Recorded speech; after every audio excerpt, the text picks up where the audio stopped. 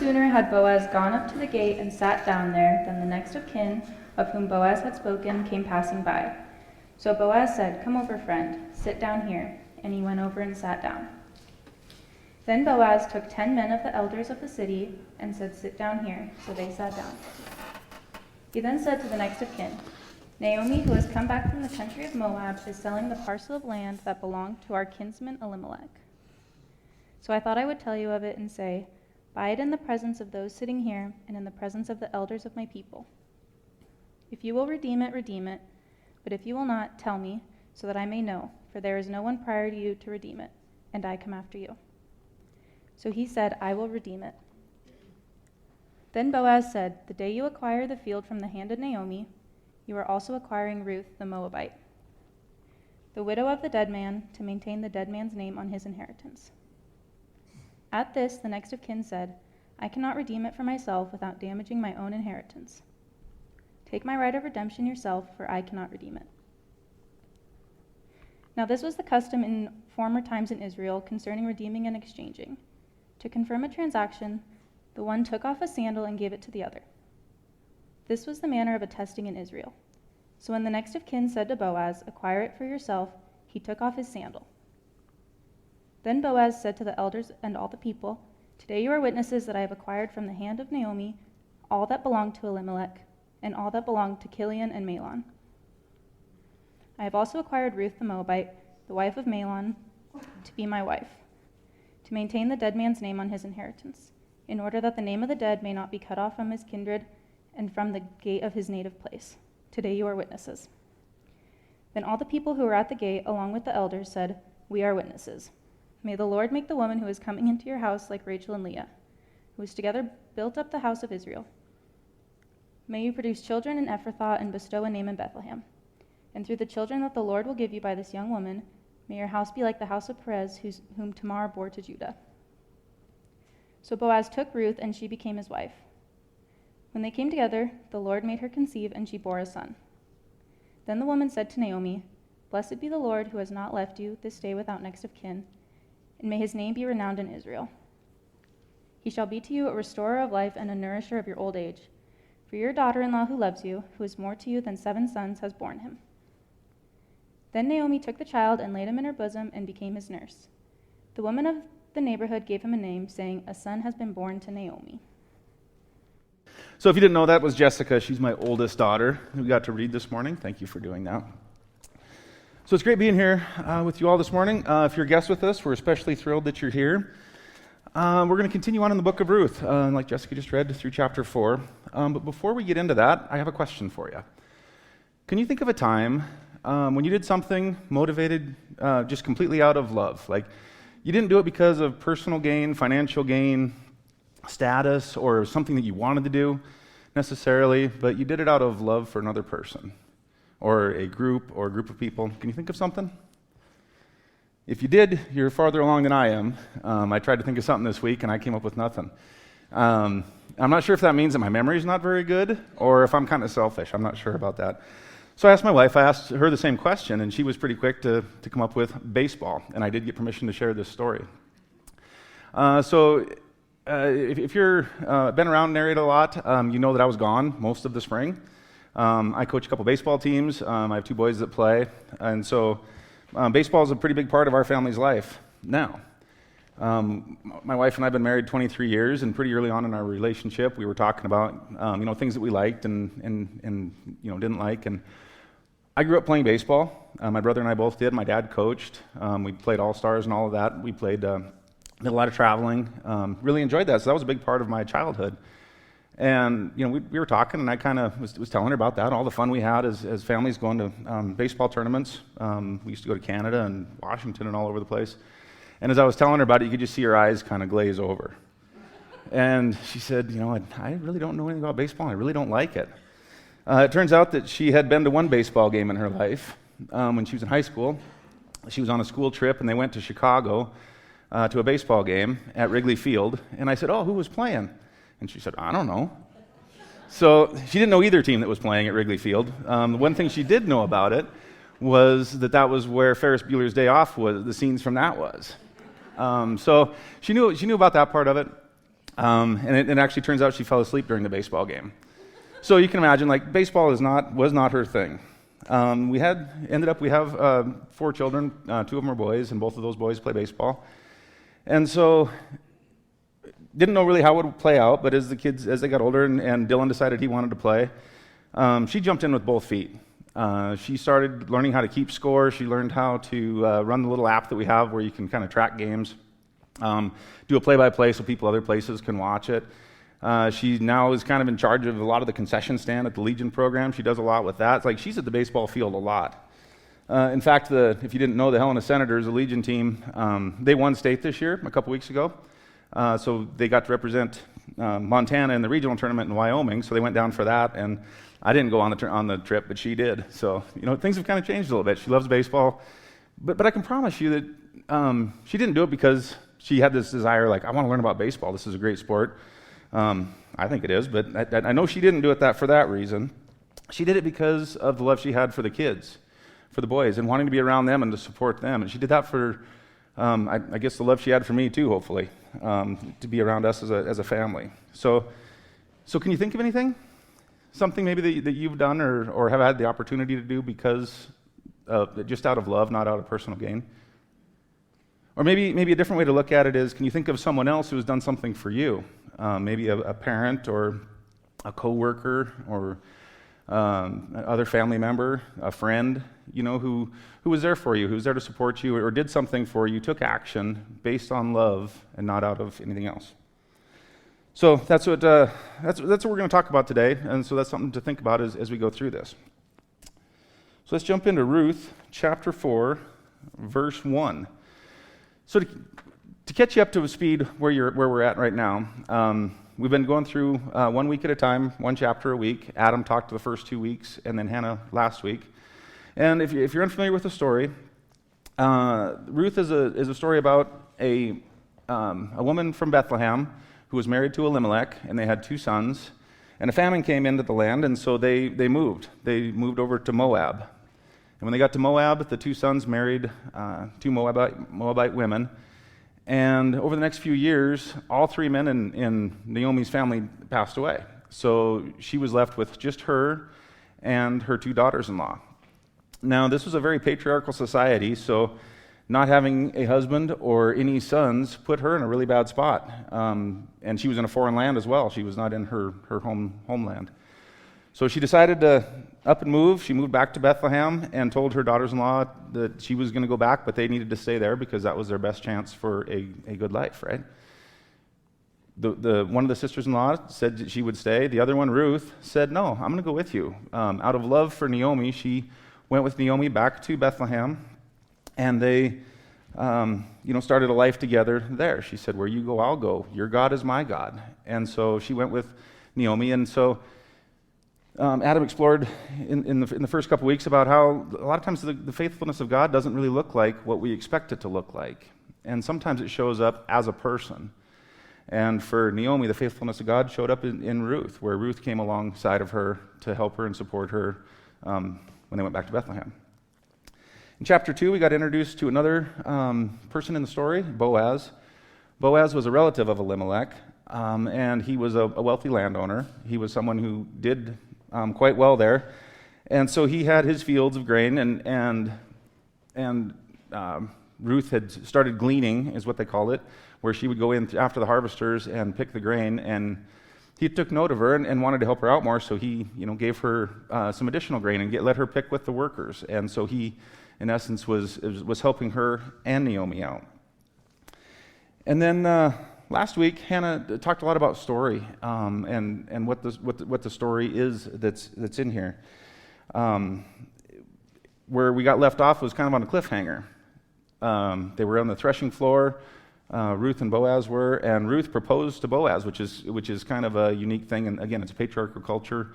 She had some ideas around some laws that had been in place and how they apply in this situation, but maybe not as directly as it normally would have. So we got left there last week, a little bit of a cliffhanger, because Boaz said, he was willing to marry her, and I think quite excited about that because he does love her.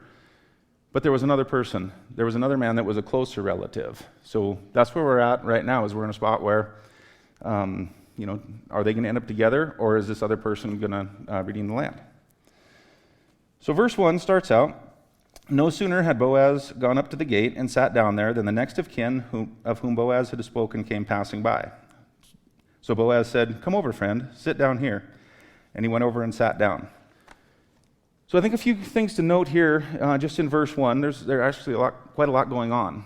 A few hours earlier is when he was talking with Ruth at the threshing floor, and he said that he would get the matter settled today. So he didn't waste any time, right? He got right up and he went to the gate. And here's a picture of what a city gate might look like. My understanding when I was looking at this is kind of a fancy one. The one in Bethlehem might not have been this elaborate. But it was a place where all the business in the town took place. It was where people had transactions completed, official matters were done at the gate. So he got up, he took action, he went right to the gate, and then it says that the next of kin who he had been talking about came by. So one of the unique things here is, how did this happen? We're going to talk more about story today. Earlier on in Ruth, it says something to the effect of Ruth happened to go into Boaz's field to start gleaning. And here, this guy happened to just come by.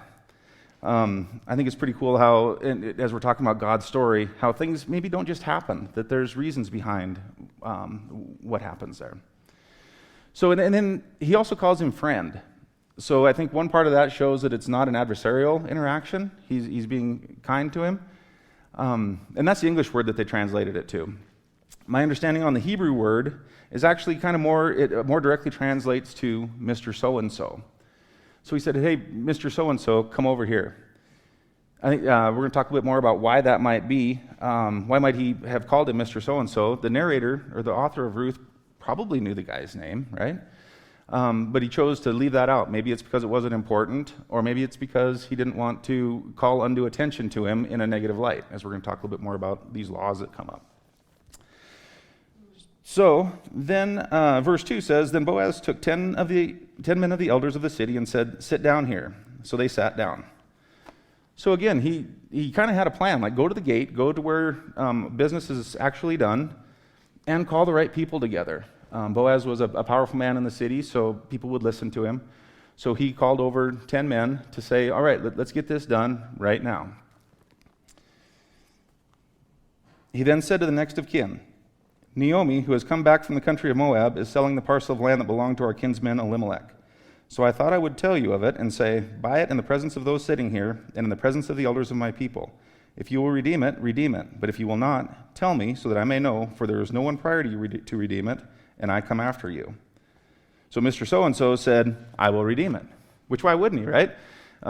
Just like today, if someone says, "Hey, here's some land," and you have the ability to purchase it, and it's within your rights, and you're the one that can get it, people are going to want to get it, right?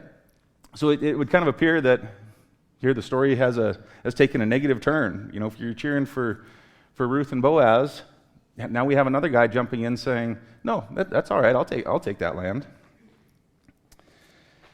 So then it continues on, verse 5. Then Boaz said, "Okay, but the day that you acquire the field from the hand of Naomi, you are also acquiring Ruth, the Moabite, the widow of the dead man, to maintain the dead man's name on his inheritance." So this comes back to, did I have this? I might have had a wrong slide.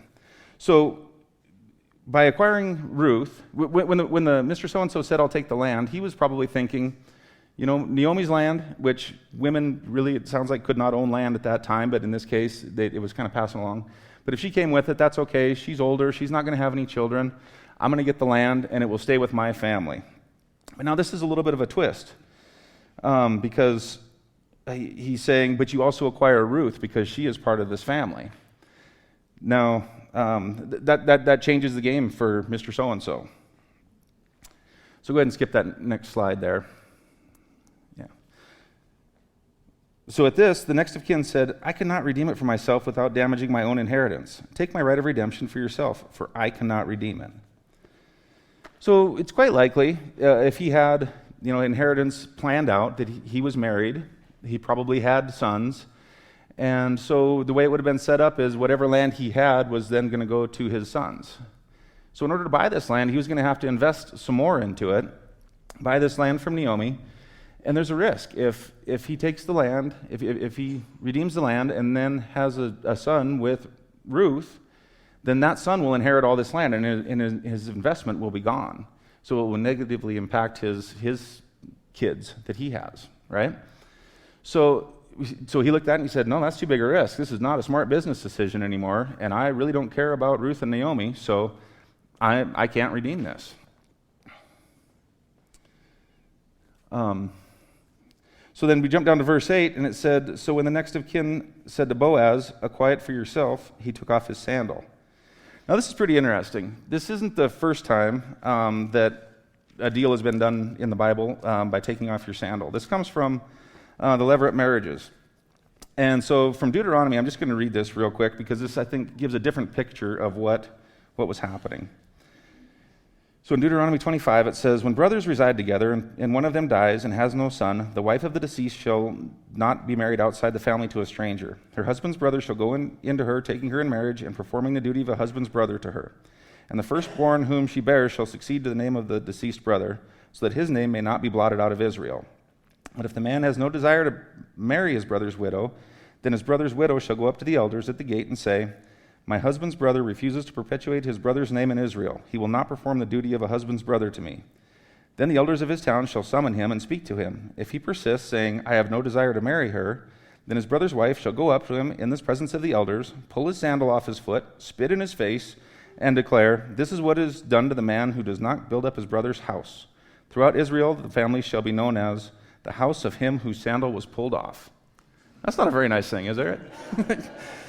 So this Levirate law. This was something that was in place, and from the time in Deuteronomy till now, things may have changed a little bit, where it wasn't just restricted to the brothers, but maybe to extended family further out.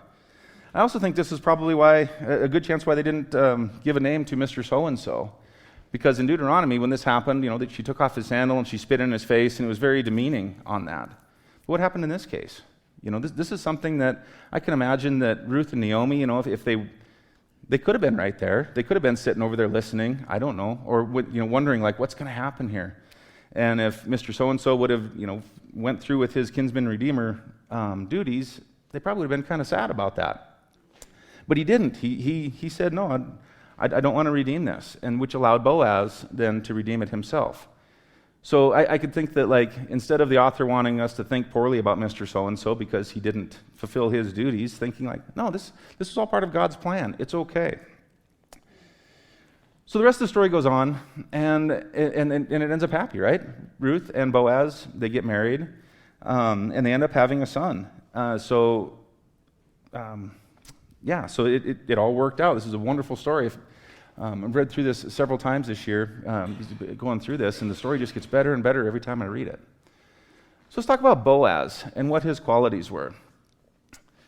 So what we know about Boaz is he follows God. Throughout Ruth, it's referenced several times, his faithfulness is in God, his trust in God, and he's not afraid to talk about it. He talks about it with his workers. He talks about it with Ruth. So he puts it out there. He's a God-following man. He's also a great listener. He didn't have to listen to Ruth when she came to him and said, so, you're a Kinsman Redeemer, and I would like you to fulfill that and marry me in the process by kind of bending a couple of laws. He listened to her. He didn't have to listen to her on that.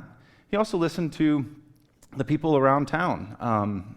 He noted that everyone saw the noble character that Ruth had, and so he was paying attention to that. He was paying attention to how Naomi treated Ruth and the love that she had for him.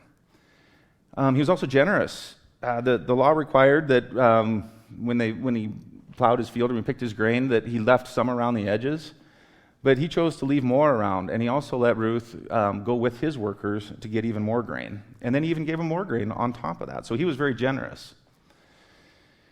He was very honest and upfront. He could have probably, when Ruth came to him and said she wanted to do this, said, well, yeah, as long as Mr. So-and-so doesn't find out, we can probably make this work. We can get married, and by then it'll be too late, and we can just kind of move through this process. But he didn't do that. He went right up to the city gate. He went and found Mr. So-and-so. He went and found the 10 men of the elders of the city and said, let's do this all out in the open. Let's make this official right now. And he took action. The night that Ruth came to him on the threshing floor and proposed to him, he said, I'll get it figured out today. So he got up in the morning, he went right down to the city gate, and he took action. And that action was based on love and respect. If he was just looking for financial gain or something like that, he may not have done this, just like Mr. So-and-so. But he loved Ruth, and he respected how much Ruth loved Naomi. It was pretty incredible what he did there. So let's talk about whose story this is. Whose story is the book of Ruth? Is it Naomi's story?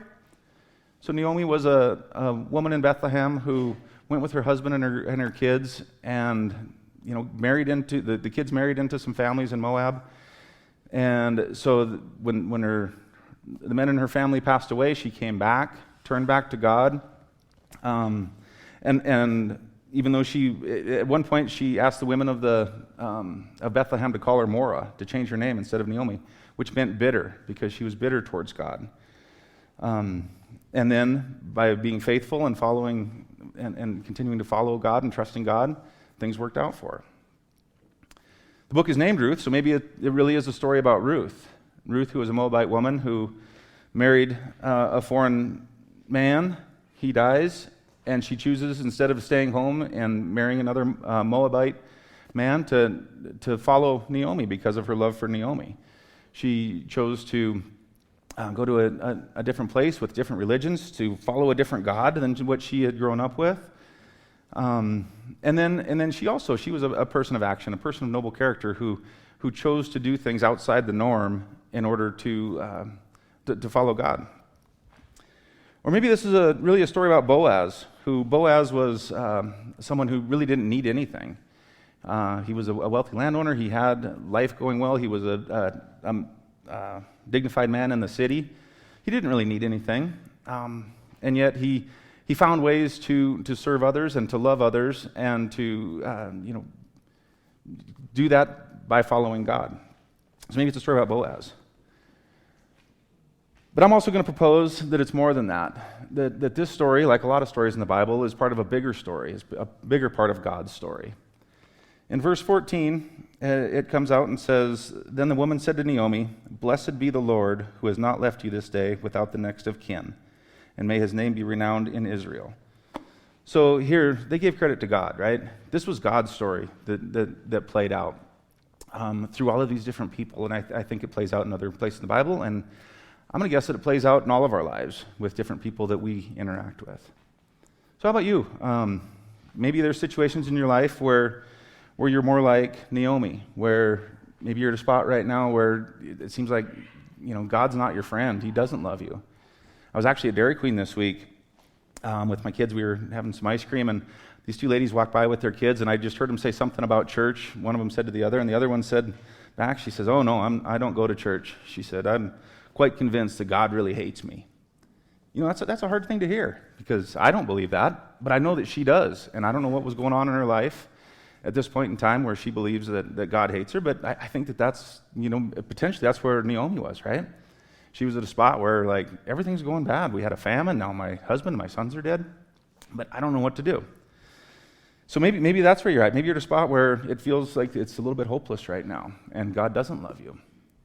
Or maybe you're in a spot where maybe you've just started following Christ and just learning about it, and you have some people in your life that you're learning from, and maybe some other people in your life that you're helping out. Maybe you're more like Ruth, where you're just doing the best you can. Like, how can I serve people? How can I help people? I want to know more about this. Maybe that's where you're at right now. Or maybe you're like Boaz, where you've been following Christ for a while, and things are going really well. And right now, things, your outlook on life is good. You have lots of opportunities. You feel like you're doing the right things. The path that's in front of you, you're taking it and you're walking it, and things are going really well. But I think that for all of us, we can, maybe that's a stretch. For a lot of us, we can say that, like, at different points in life and in different circumstances, we kind of fit into different areas there, right? I think a big part of this story, Ruth is a book about love, about Hesed love, that's selfless love, unconditional love, which I also believe is God's story and the story of Jesus. It's also a story of redemption, the different times, the different people. In some ways, Ruth kind of redeemed Naomi by, one, by walking with her, and two, by bearing a son to live on her family's name. Boaz redeemed Ruth. There's a lot of stories of redemption through there. And if we look ahead up to the Gospels, we see that Jesus is also really a redeemer for us, right? This is probably not new to a lot of us, but maybe it is. Jesus did a lot of the same things, right? He became one of us so that he could be part of our family. He could be our Kinsman Redeemer. He could be part of our family so that he had the right to redeem us. Just like Boaz, he did all of his things out in public. He didn't hide and do some secret thing. It was very public how he had his ministry, and even up to the death on the cross.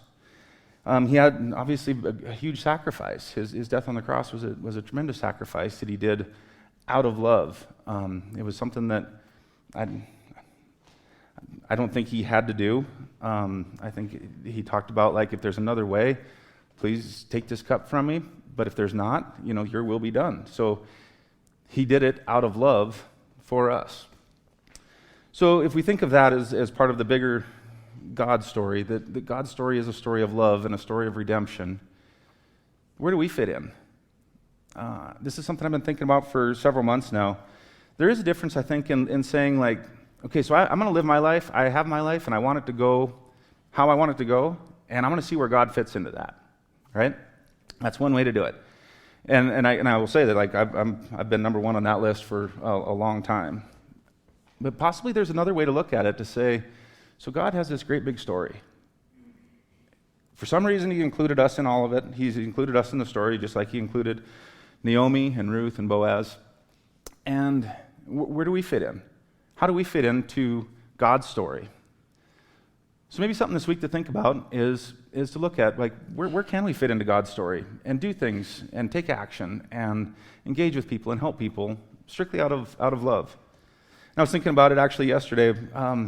There's some stuff at the house, and it can be something as simple as picking your shoes up off the floor, or putting the dishes in the dishwasher, or things like that. That's stuff that I'm not very good at. I'll be the first to admit. I look at it and I say, oh yeah, I'll get back and I'll do that later. But what would it look like to just, no real self-gain there other than the stuff gets cleaned, but just do that for other people.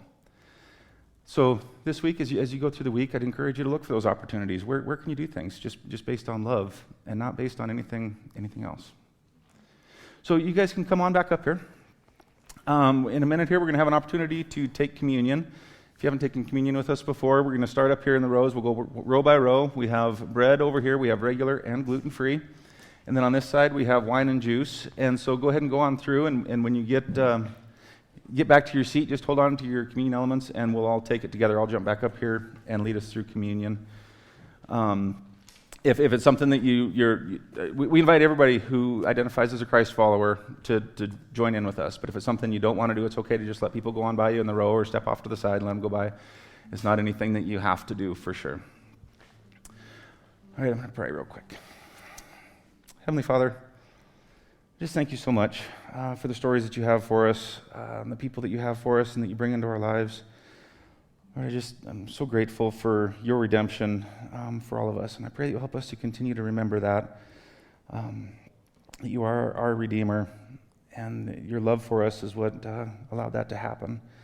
Pray that you'll give us opportunities throughout the week to be a light for you, to show your love to people that we interact with, that we come in contact with. Just thank you. And I also ask, Lord, that your Spirit comes into this ordinary bread and wine and fills it with your Spirit to fill us up for another week. I thank you for the remembrance that we have each and every week to go through and remember your sacrifice on the cross and your love for us. Thank you. In Jesus' name, amen. Thanks for listening. If you'd like to learn more about Narrate Church, find us online at narratechurch.org or look us up on Facebook or Instagram.